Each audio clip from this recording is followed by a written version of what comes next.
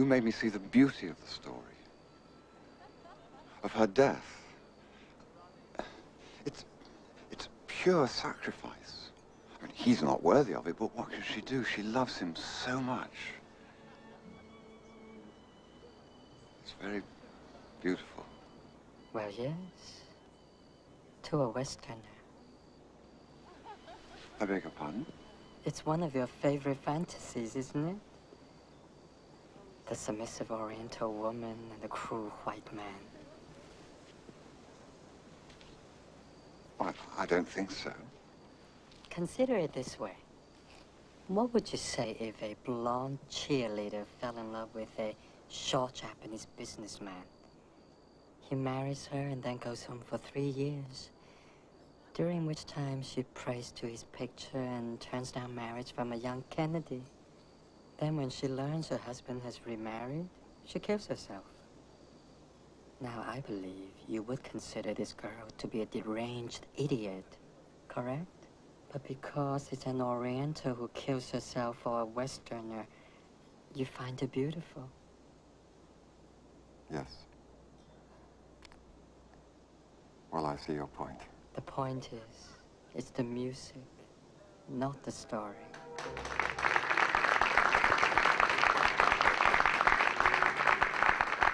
Welcome to Conversations. Our guest today, for the first of a two-part chat, is the celebrated playwright and librettist, David Henry Hwang. Conversations is Lehman College's series of discussions with major theater and musical figures of our time. Welcome back to Conversations, David. Great, thanks for having me. For those who watch the show regularly, they know that you recently appeared on the show in a cameo performance.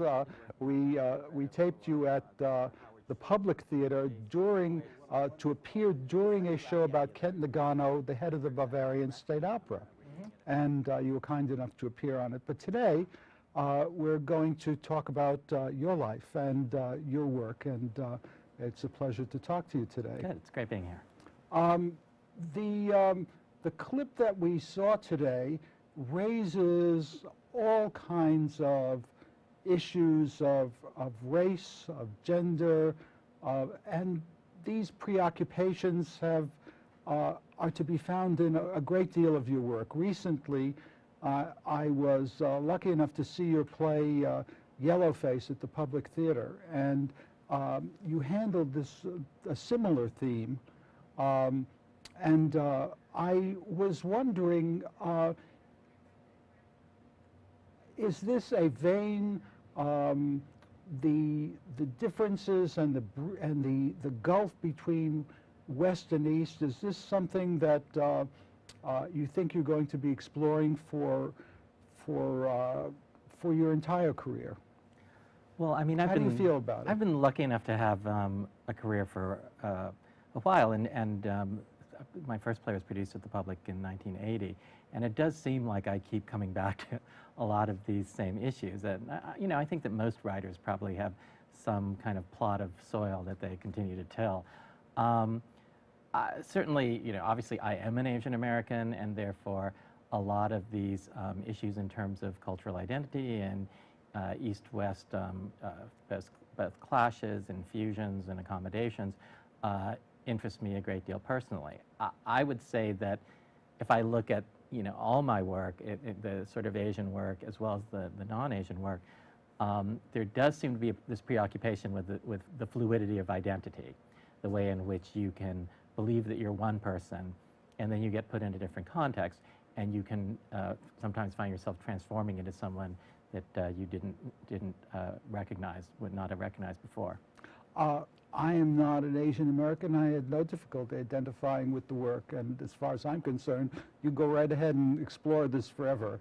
I found it absolutely fascinating in M. Butterfly as well as in Yellowface. I thought I would talk a little bit about your career for those who don't know what you've been doing.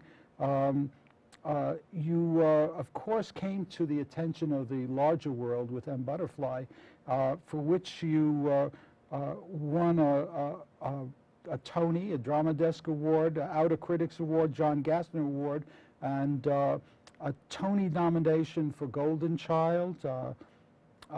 You earned your third Tony nomination for Flower Drum Song. I didn't realize you worked on that. Yeah. And you wrote the book for Disney's Tarzan, and Elton John's and Tom Rice's Aida. This is a tremendously varied career. Yeah, it's sort of weirdly eclectic at this point. It's sensational. And not to mention opera libretti, quite a few of them, 1,000 Airplanes on the Roof, The Voyage, which was at the Met. We're Met neighbors. Yes, we are brothers at the Met. Brothers at the Met. The Sound of Voice, all by Philip Glass, the music by Philip Glass. Bright Cheng's The Silver River. Osvaldo Golihov's Aina Damar, for which you won 2 Grammy Awards. And Unsuk Chin's Alice in Wonderland. You co-wrote the libretto for that, and that won an Opera World World Premiere of the Year. I call you a playwright and a librettist. Is that how you bill yourself? I guess I just, at this point, think of myself as a writer, but I have been able to work in a lot of different forms, all of which involve scripts. I mean, I don't seem to be able to write prose. I remember, back in college, I think I tried to write short stories and novels, and it just didn't seem to work for me. But most forms that involve a script, I mean, I've done some movies also. I haven't done much television, but most of the forms that involve a script I seem to be comfortable in. Recently, I read somewhere that you wrote a song, or a score, or something. The only thing I can think of is back in the mid-'90s, I co-wrote a song with Prince that ended up on one of his albums. And I'm a big Prince fan, so basically it means that I get to have like a gold album on my wall that's a Prince album, which is a really good piece of fan memorabilia. The play M. Butterfly, how did you happen to write that? Well, I was at a cocktail party or something, and this is the kind of story that one would hear at a party. Did you hear about the French diplomat who had a 20-year affair with a Chinese actress who turned out to be A, a spy, and B, a man in drag? And the diplomat claimed that he never knew the true gender of his lover. So I thought, well, that's really interesting. And what was your reaction to that story? Well, I think I had this kind of contradictory reaction, which was probably one of the reasons I thought it was worth writing about. That on the one hand, I felt, I think, like most people upon hearing this story, well, how could the diplomat not know? How can you be with, someone for 20 years and not know their true gender? And then on the other hand, another part of me felt that the story seemed completely credible. I felt like, well, that makes sense. And I guess I felt that, given the degree of misunderstanding that exists both between men and women and between East and West, it was only a matter of time before a mistake of this magnitude would take place. And so I decided that I wanted to write about it, but I didn't exactly know how. Honestly, I think my first impulse was to do it as a musical. I can see that. And, yes. And at the time, I'd never done musicals, so I didn't know any, lyricists or songwriters. So at a certain point, well, I guess I just have to write as a play. And I thought about it for a few months, and I remember I was living in LA at the time. And one day I was driving down Santa Monica Boulevard, and I thought, well, what does this diplomat think that he'd found? And the answer came to me, oh, he probably thought he'd found his version of Madame Butterfly. And at that point, the idea of dovetailing the events of the spy story and the plot of Madame Butterfly seemed to me to be a really interesting way to get into that story. That's remarkable. It strikes me that Hollywood is the appropriate place to have invented your version of that story. It really makes perfect sense driving down Santa Monica Boulevard and looking up, and there's Madame Butterfly. Yeah, and it's about the way that we sort of conflate our lives with narratives, with the narratives that exist in the culture, whether or not they're opera narratives or, they're stories that exist in the culture that we sometimes, that seep into our lives, that influence the way we perceive ourselves, influence the way that we act, and so to some extent the conflation of the Madame Butterfly story and the spy story explicates that. the confusion at first is amusing in your play, and it gets steadily less amusing. It becomes indeed tragic, which is one of the most skillful parts of your writing, is how you're able to glide between a comic world and a tragic world. I really admire that. Thanks. And, Well, you know, you do that also, so. I love to do that as well. And I just, in the play, as well as the film, somewhere a third of the way in, I get a sickening sense that something terrible is going to happen. And you skillfully glide us down that path. Did you do that consciously? Do you write in that manner consciously? I mean, I guess I feel like in a lot of my work, the first act or the first third or first half is set up to some extent. I tend to like to know where I'm starting and where I'm ending, and then sort of feel my way through between those 2 points. And so as I'm doing the setup, I guess I tend to feel that at least should be amusing, should be fun, and then the play, the work hopefully gets deeper. But certainly, I mean, if you hear the story, the M. Butterfly story, and this Frenchman didn't know that his lover was actually a man, there's something comic about that. I felt, particularly in that play, that we needed to kind of get that out of the way and let the audience laugh at that, and then we could get into some of the deeper issues and the tragedy of what it means to be in a relationship that's either based on deception or self-delusion or some combination of the two. I thought we would show our audience some clips from some more clips from M. Butterfly. Would you roll them, Jerry?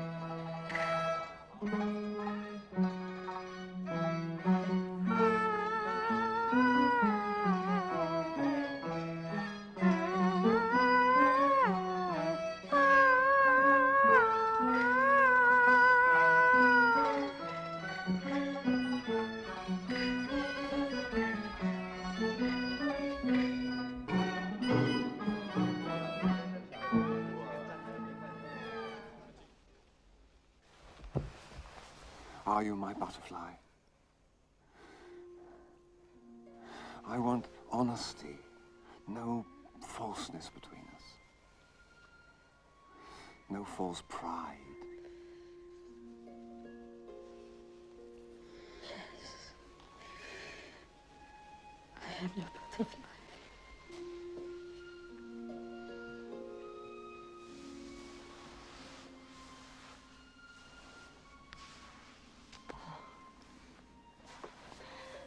Renee, please, gently. I've never...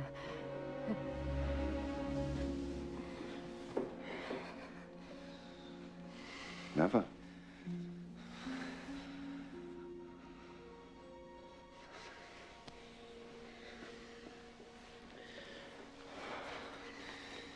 Renee, please let me keep my clothes on. It frightens me.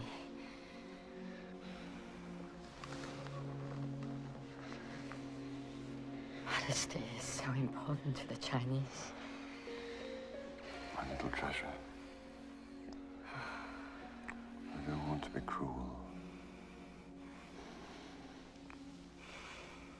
I want to teach you. I need a baby.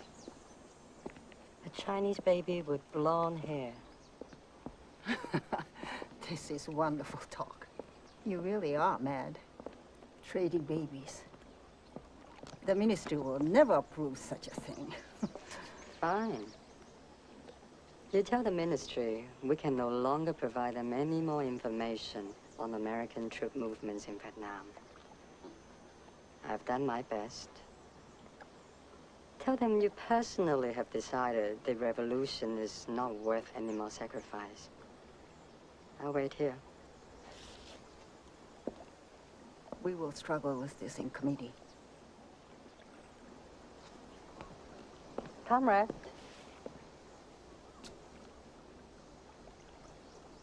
Why in Beijing opera are women's roles traditionally played by men?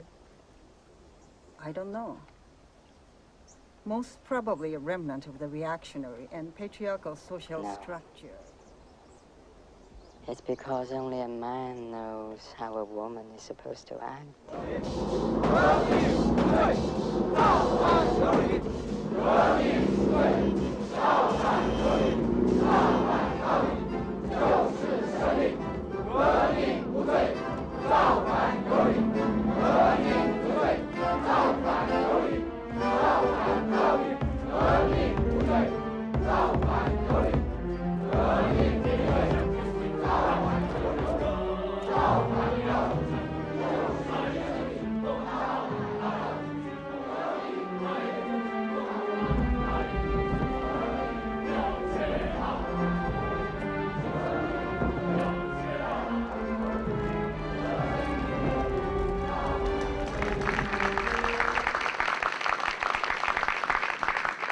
Through the work of your wonderful actors, John Lone and Jeremy Irons, we see the course of the history of China during that period, starting in a relatively liberal period earlier on, leading to the Cultural Revolution of Mao Zedong and the burning of the sets of the Peking Opera. I noticed that the character Lone appears in an earlier play of yours, and then you appear, David Henry Hwang, appear in Yellowface. You seem to be wont to name your characters after living people. Now, you worked with John Lone very early. How did you meet John Lone? John and I met on my very first play, FOB, which was done at the Public in 1980. And I had written a part for a young man that, and we decided to use some Chinese opera tropes, because the character is kind of both exists in the contemporary world and also claims to be this sort of Chinese god figure. And Mako, the late actor who was also the artistic director of East West Players in Los Angeles and directed FOB at the Public, Mako introduced me to John, and he was in FOB. So he sort of started out his New York career. We started our New York careers together, really. And then I wrote this play, The Dance on the Railroad, for him and another actor named Tai Ma. And I always have trouble coming up with names, so I just sort of named the characters Lone and Ma. And so John and we did a third play together at the Public. All of this is before M. Butterfly. John did not appear in M. Butterfly on stage, but obviously ended up doing the movie. Now, John Lone was a member of the Peking Opera? Well, John grew up in Hong Kong in the Cantonese Opera, which is very similar. But it's actually there's a whole generation of Chinese actors, Hong Kong actors, who are kind of baby boomer age. People like Jackie Chan, who grew up in the Cantonese Opera because they were usually it was very Dickensian. They were kind of given to the opera at a young age, and they had these kind of horrible childhoods, and learned to do all these amazing things. And many of those moves are the sorts of moves that end up being used in martial arts movies. So, which is why a lot of them ended up going into the martial arts cinema in Hong Kong. The early work you did included a play called Bondage. Relatively early. That was actually post M. Butterfly. That was 92, 93. And that's set in an S&M parlor with a dominatrix, and the clientele are wearing head-to-toe leather costumes, and that, I suppose, might be the extreme of the clash of identity, of sexual and racial identity. People are disguised racially and sexually. It's a very powerful theme. Jean Genet used that in The Maids. I've certainly explored that, and it's ideally suited to the stage where you can very fairly explore that kind of stuff. In Yellowface, which I thought was one of the funniest things I've ever seen on stage. Could you tell us a little bit about that play? Yellowface is a kind of an unusual play in that it is, to some extent, a stage documentary, as in the work. You call it a mockumentary. Well, it combines those different elements. I mean, it has documentary elements, as in the work of Anna Devere Smith or Moises Kaufman, the Laramie Project, that sort of thing.